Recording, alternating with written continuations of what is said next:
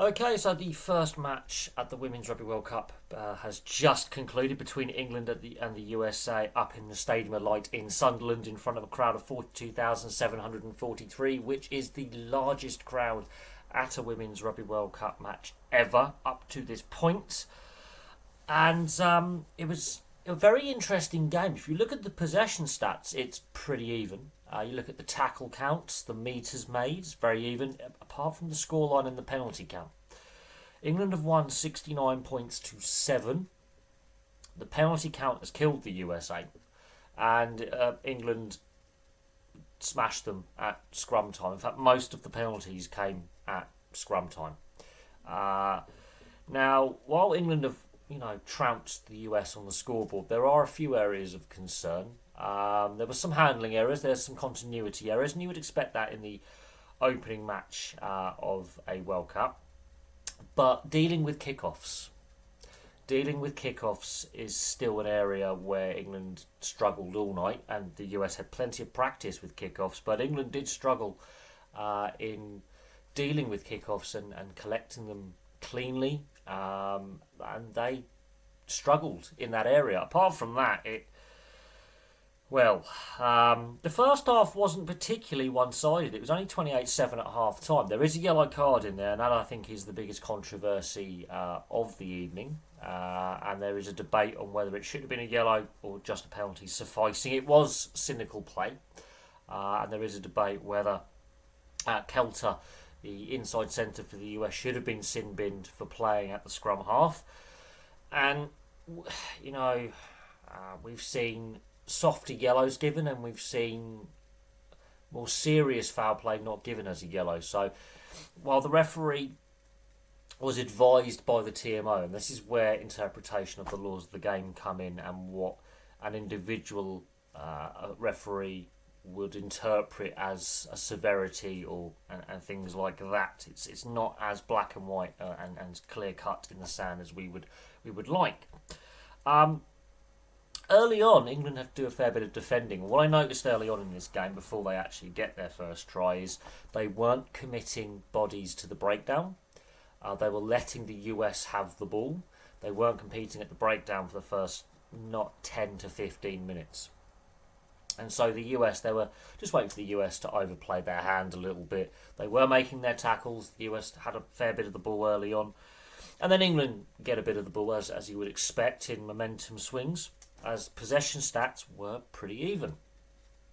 Now, England's first try comes from a rolling maul. We saw this in their warm-up game against France. They got I think they got 4 tries from rolling mauls or from forward-dominated play. And 3 of their first 4 tries do come through forwards. Kabaya scores the try on 9 minutes off a rolling maul. Bottomand's try is more of a team try, however. There's a lot of interplay in many phases, and ultimately Bottoman, who is a prop, takes an inside or outside centre's run onto the ball and receives the ball at pace and breaks the line and defensive line and scores. And that was on 19 minutes. And then England got a bit sloppy. Jarell Susi, that's really some really weak defence, and England at this point, while they're on top on the scoreboard, it's still a very even game, and the US are still in the game at this point. It's a great run. There is some questionable defence by a handful of players there, and a lot of the England players have been drawn over to the right hand side of the field, and any number of US players could have scored there. They had numbers. England defensively had got themselves all over the place with their defensive combinations. Too many players have got a very tight channel on the right hand side of the field. Two-thirds the width of the field is wide open pretty much. But you still need to tackle the player. That's a second row. A second row should not be making a run like that for that distance without being tackled by someone. And with the speed and pace and agility of England's outside backs, I am surprised that Jarell Susi, a second row, can score a try as easy as that. And at this point, all the tries have been converted. At this point, Harrison had converted 2 of England's tries, and Hawkins converts the US's try. Then the Kelter yellow card. Now, This happens on 27 minutes, and I think this is the big turning point of the game, because after that the US did have to defend a fair bit and play a player down for 10 minutes in the first half. And I do think that knocked the stuffing out of them a little bit and added a fatigue factor that really kicked on in the second half. They looked very tired in the second half. Now, the position on the field, it's not a dangerous area. Yes, it's a silly play, and Kelter is a player who has disciplinary issues. Not the first time she has been sent from the field with a yellow or a red, and has recently been suspended from a previous game for being sent off and subsequently suspended. But this is where the interpretation side of the laws of the game varies from referee to referee. Now, the on-field referee has been told by the TMO that they're looking at something that has occurred at a breakdown in a phase of play. The TMO basically advises that there's enough there to warrant a sin binning. Now, the TMO could have advised, no, penalty would suffice, and therefore could slightly sway the on-field official, but that is the officials working together interpreting the rules. Let's say tomorrow in the Scotland-Wales game there's a similar incident, that might just be a penalty, no yellow card, and this is where obviously we would like to see some consistency between official to official, and it's about interpretation. But I do think that had a big impact on the rest of the game. With that yellow card, the US concede 2 more tries before half time. Down a player, Muir scores a try in 33 minutes, and then Kildun gets her first try in 35 minutes. And that's the bonus point try, which is going to prove crucial. Maybe not so much for England, but other nations, a bonus point or a losing bonus point could prove crucial. And it's 28-7 at half time. I think the US was still in the game at this point, but I do think that yellow card and then conceding those 2 tries very, very quickly within a couple of minutes. The Kildun try, that is literally one phase, spread it through the backs, use the numbers in the back line, and they spread it wide quick, and it's some good passing. It's a good backline move. They took one hit up, one phase, one right, get it out, and it's done quickly. And that's half time. Second half, however, it becomes an avalanche of scoring. Dow gets a try in 43 minutes. Kildun's try in 48 minutes comes from a charge down, and then resulting phases of play. That's on 48 minutes. Cockayne, the replacement hooker, scores on 51 minutes. Breach gets her first try on the wing on 57 minutes. Atkin Davis, who is a replacement forward, gets her first try on 60 minutes. Breach gets her second try on 65 minutes, and then Atkin Davis as a good bookend. Again, it's another rolling maul try to end the scoring, 11 tries to 1. And you could see the fatigue factor. The US looked out on their feet, and then in this second half, the US had about 50% of the ball. It wasn't as like they didn't have possession and opportunities, but you could see these were tired plays. England, as the game went on, decided to compete at the breakdown more. But it was like every 3 breakdowns they would compete at the third. So the first 2 they would allow the US to get some quick ball, and then they would slow down the third one or compete at the third and then the fourth phase. And they would do it in a way where, let's say, 2 or 3 breakdowns they wouldn't compete, and then they would start competing at, let's say, the third or fourth breakdown. And then, so the US had some quick ball, then it slows, and then you could definitely see that the US were committing more numbers to the breakdown, both in attack and defence, and they were getting more and more tired. And the scrum was becoming an area where the US were just... That's where most of the US penalties were from scrum time. What I found refreshing about this game, in comparison, let's say, to the men's game, there was a lot less kicking. There was more running with ball in hand. Now, whether that's to do with more women's players playing sevens, especially with the US, with a strong sevens programme, where you want to keep the ball in hand and good handling skills and passing skills, I don't know.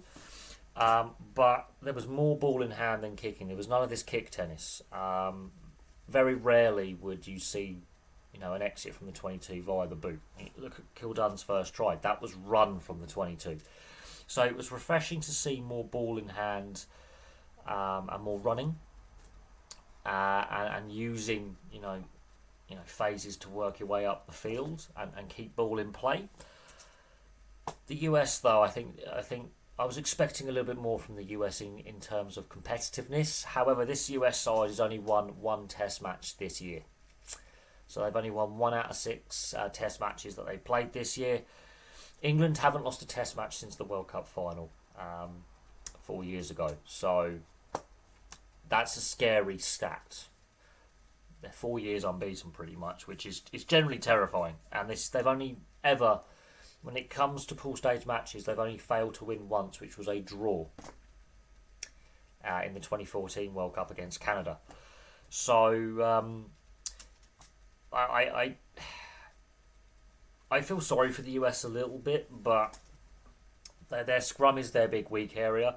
The area I think England need to work on is dealing with kickoffs, and that was an area where they knocked the ball on a lot. They allowed it to bounce. They weren't decisive. They were getting their timing wrong with the lifting, with the forward pods.